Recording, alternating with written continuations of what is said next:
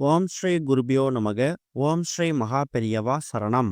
வரும் பிப்ரவரி 1ஆம் தேதி ஞாயிற்றுக்கிழமை தைப்பூசம். இப்போ நாம சொல்லக்கூடிய இந்த பொருட்களை எரித்து இதை இப்படி பயன்படுத்துறதால பலவிதமான நன்மைகள் உங்களை வந்து சேரும். அது என்னென்ன பொருட்கள், அதை எப்படி பயன்படுத்தணும்னு பார்க்கறதுக்கு முன்னாடி நம்மளோட வீடியோஸை இப்போதான் நீங்க ஃபர்ஸ்ட் டைம் பார்க்குறீங்கன்னா மறக்காம சப்ஸ்கிரைப் பண்ணிக்கோங்க. தொடர்ந்து இது மாதிரி அப்டேட் தெரிஞ்சுக்கிறதுக்கு பக்கத்தில் நோட்டிஃபிகேஷன் பெல்லை கிளிக் பண்ணி ஆல் அப்படிங்க செலக்ட் பண்ணிக்கோங்க. இப்போ என்னென்ன பொருட்களை எரித்து என்ன மாதிரி பயன்படுத்த போறோம் அப்படிங்கிற பற்றி தெளிவாக தெரிஞ்சுக்கலாம். தைப்பூசம் அப்படிங்கிறது முருகப்பெருமானுக்குரிய விரதங்கள்ல ரொம்ப முக்கியமான விரதம். கந்தசஷ்டி விழாவை 6 நாட்கள் தொடர்ந்து கடைபிடிக்கக்கூடியவங்க இந்த தைப்பூசத்துக்கும் முக்கியத்துவம் கொடுத்து வழிபாடு செய்வாங்க. தைப்பூசம் அப்படின்னாலே பழனி ஆண்டவருக்கு ரொம்ப உகந்த ஒரு நாள். அதே மாதிரி முருகப்பெருமான் பார்வதி தேவி கிட்ட வீரவேல் வாங்கின நிகழ்வா இந்த தைப்பூசம் கொண்டாடப்படுறதா எக்கச்சக்கமான விஷயங்கள் சொல்லப்பட்டிருக்குது. அந்த அளவுக்கு முக்கியமான இந்த நாள்ல நாம முருகப்பெருமானை வழிபடும் போது நமக்குள்ளேயும் நம்மளை சுற்றியும் இருக்கக்கூடிய தீய எண்ணங்கள், கெட்ட சக்திகள் இது எல்லாமே விலகி ஓடும் அப்படிங்கிறது தான் தைப்பூசத்தை வழிபடுவதற்கான முக்கியமான நோக்கம். எக்கச்சக்கமான முருக பக்தர்கள் பால் குடம் எடுக்கிறது, காவடி சுமக்கிறதுன்னு சொல்லி அவங்களோட நேர்த்தி கடனை தைப்பூசத்துல செலுத்துவாங்க. அதே மாதிரி வடலூர்ல வள்ளலார் சபையில தைப்பூசம் அன்னைக்கு ஜோதி பார்க்கறது ரொம்ப விசேஷம். இப்படி பல மகத்துவம் நிறைந்த இந்த ஒரு தினம் இருக்குல்ல, இது இந்த வருஷம் நமக்கு ஞாயிற்றுக்கிழமையில வந்திருக்கு. பொதுவாகவே தைப்பூசம் அப்படின்னாலே ஒரு சில வருஷங்கள்ல பௌர்ணமி திதியும் பூசம் நட்சத்திரமும் சேர்ந்து வரக்கூடிய நேரத்தை தான் நம்ம தைப்பூசமா கணக்கில் எடுத்துக்கிறோம். இந்த வருஷம் பிப்ரவரி 1ஆம் தேதி பௌர்ணமியும் பூசமும் சேர்ந்து தான் வந்திருக்கு. பௌர்ணமி வந்து அதிகாலை 4:41 ஆரம்பித்து மறுநாள் அதிகாலை 4:43 வரைக்கும் இருக்கு. பூசம் நட்சத்திரத்தை பொறுத்த வரைக்கும் அதிகாலை 1:53 ஆரம்பித்து மறுநாள் அதிகாலை 1:01 வரைக்கும் இருக்கு. எப்படி பார்த்தாலும் ஞாயிற்றுக்கிழமை நமக்கு பகல் முழுக்க பௌர்ணமியும் இருக்கு, பூச நட்சத்திரமும் இருக்கு. பகல் நேரத்தில் வழிபடக்கூடியவங்க காலையில 7:30 8:30 இது வந்து ரொம்ப ரொம்ப உகந்த நேரம். இந்த நேரத்துல நீங்க தாராளமா முருகப்பெருமானுக்கு என்ன பூஜைகள் செய்தாலும் அது உகந்த நேரமா கருதப்படும். மாலை நேரத்துல பூஜை பண்றீங்கன்னா மாலை 6:30 மணிக்கு மேல. ஏன்னா 4:30 வந்து ராகு காலம் இருக்கு. மதியம் 12 1:30 யமகண்டம் இருக்கு. ஒருவேளை 1:30 மணிக்கு மேல படையல் போடலாம்னா தாராளமா போடலாம். காலைல 10:30 11:30 இது உகந்த நேரம் தான். இந்த நேரங்கள்ல நீங்க எதை வேணா பயன்படுத்திக்கோங்க. ராகு காலம், யமகண்டம் தவிர. கண்டிப்பான முறையில முருகப்பெருமானுக்கு தைப்பூச தினத்துல பஞ்சாமிர்தம் செஞ்சு வச்சு படைக்கிறது ரொம்ப விசேஷம். ஏன்னா இந்த தைப்பூசம் அப்படின்னாலே பழனி ஆண்டவருக்கு உகந்தது. அவருக்கு ரொம்ப பிடித்த இந்த பஞ்சாமிர்தத்தை உங்க கையால தயார் செய்து அது சரியா வரலான்னு கூட பரவாயில்ல.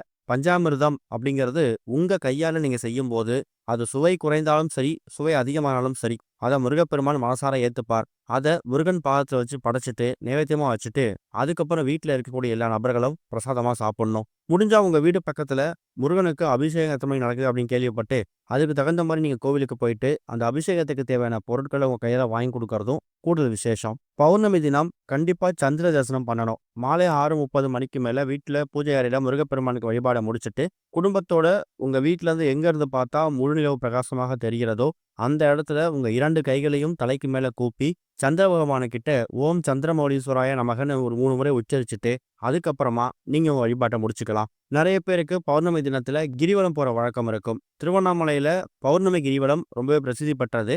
அப்படி முடியலனா கூட உங்க வீடு பக்கத்தில் இருக்கக்கூடிய சிவாலயத்துக்கு போயிட்டு முருகனை வணங்கிட்டு சிவாலயத்தை 9 முறை வலம் வந்தீங்கன்னா பௌர்ணமி அன்னைக்கு திருவண்ணாமலைக்கே போய் நீங்க கிரிவலம் செய்த பலனை உங்க வீடு பக்கத்துடைய சிவாலயத்துல நீங்க பெற முடியுமாம். இதுதான் இந்த வருஷம் வந்திருக்கக்கூடிய தைப்பூசத்தை ரொம்ப எளிமையா வழிபடுறதுக்கு வழிபாட்டு முறை.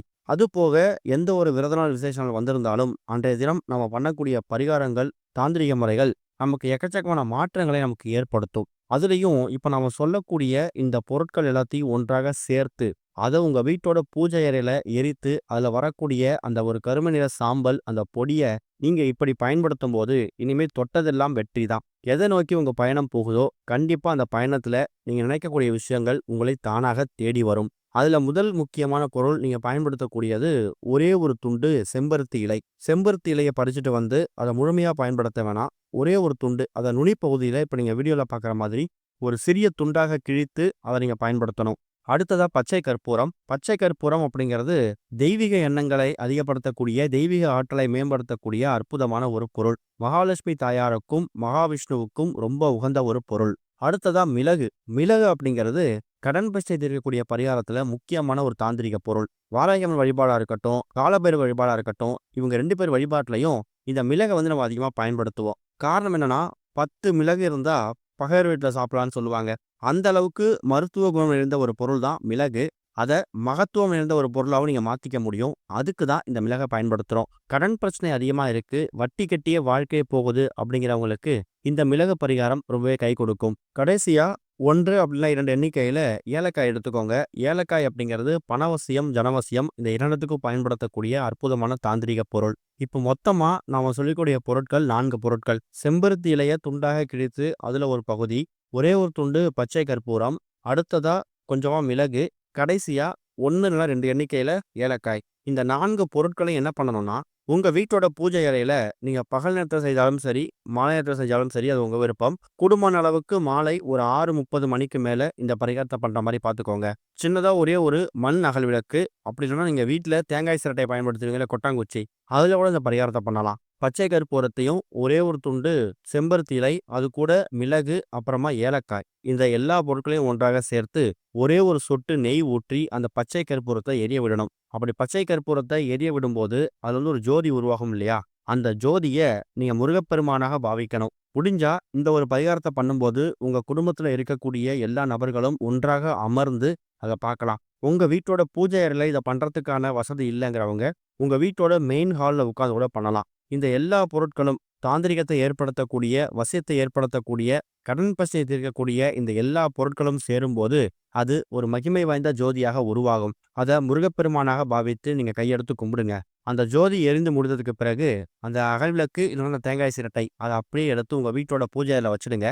அது சூடு ஆறட்டும். சரியா ஒரு 1/2 மணி நேரம், 1 மணி நேரம் கழித்து சூடு ஆறுனதுக்கு பிறகு, அந்த உள்ள போய் பார்த்தீங்கன்னா, இந்த எல்லா பொருட்களும் எரிந்து சாம்பலாகி, அதுல ஒரு கருமை நிற ஒரு பொடி மாரி தயாராயிருக்கும். அதுல ஒரே ஒரு சொட்டு நெய், அப்படி இல்லனா தேங்காய் எண்ணெய், இந்த 2த்துல எத வேணா பயன்படுத்திக்கலாம். இந்த 2 பொருட்கள ஏதாவது ஒரு பொருள்ல ஊத்தும்போது, அந்த கருமை நிற சாம்பல், அந்த பொடி வந்து அந்த எண்ணெயோடையும், நெய்யோடையும் கலந்து ஒரு பசை மாதிரி, ஒரு மை மாதிரி தயாராகும். இது அற்புதமான வசிய மை.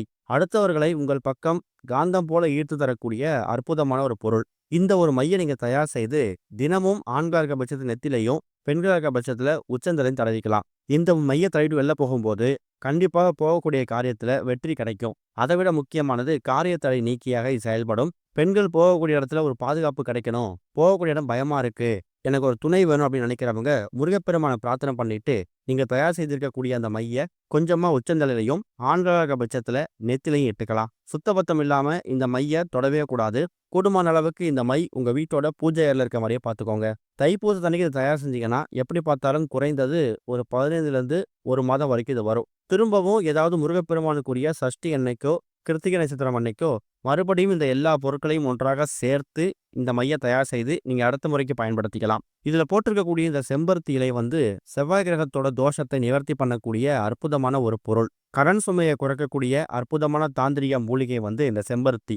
இப்படி செம்பருத்தி இலை, மகாவிஷ்ணு, மகாலட்சுமி தேரை உகந்த பச்சை கற்பூரம், கடன் பிரச்சனையை தீர்க்கக்கூடிய மிளகு, பணவசியம், ஜனவசியத்துக்கு பயன்படுத்தக்கூடிய ஏலக்காய். இந்த எல்லா பொருட்களும் சேரும்போது, அதுல உருவாகக்கூடிய அந்த பொருள், அந்த மை வந்து மகிமை வாய்ந்த பொருளா இருக்கும். இத நீங்க பயன்படுத்தும்போது, எதிரிகள் தொல்லை இருக்கவே இருக்காது. போகக்கூடிய காரியத்துல வெற்றி கிடைக்கும். எதை தொட்டாலும் அதுல தோல்வி அப்படிங்கிறது இருக்காது. நம்பிக்கையோட பண்ணுங்க. கண்டிப்பா நல்ல முன்னேற்றம் கிடைக்கும். ஓம் ஸ்ரீ குருபியோ நமக. ஓம் ஸ்ரீ மகா பெரியவா சரணம்.